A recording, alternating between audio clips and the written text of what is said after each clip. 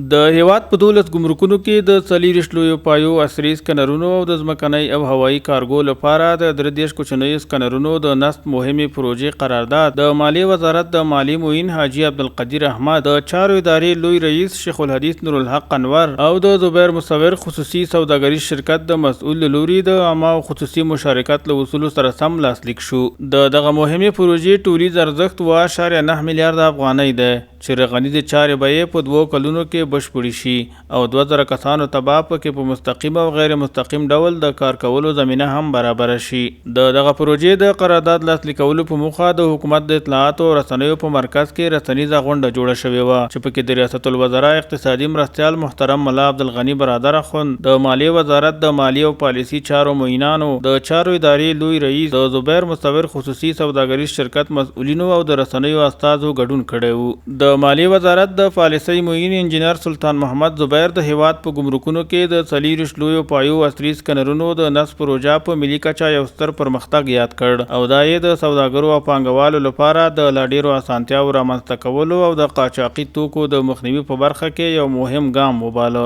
دې سکنرونو مفاد به دا وي چې وپکولی سو چې هغه کم تجاران چې غواړي چې هیواد ته سالم توکي راوارد کړي او هم هغه تجاران چې غواړي له هیواد څخه سالم توکي و صادر کړي، نو د دې ټولو هغه پروسه به په ډېر ښه ډول سي. ځکه به په ښه ډول سره سي هغه کم اموال چې و افغانستان ته راواردیږي او یا هم له افغانستان څخه صادریږي، نو د دې به سکن سي، پرتله به وسي چې کوم تجار او کوم کس افغانستان ته ډېر رښتینی کس دی.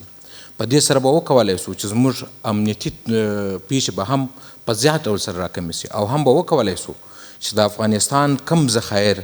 که هغه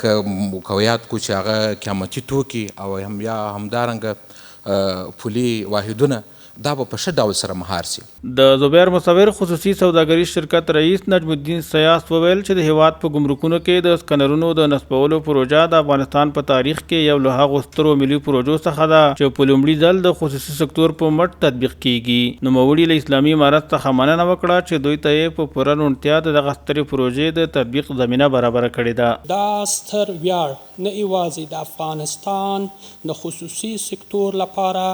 بلکې د افغانستان اسلامي عبارت لپاره هم یوه ستره بریا ده او د افغانستان اسلامي امارت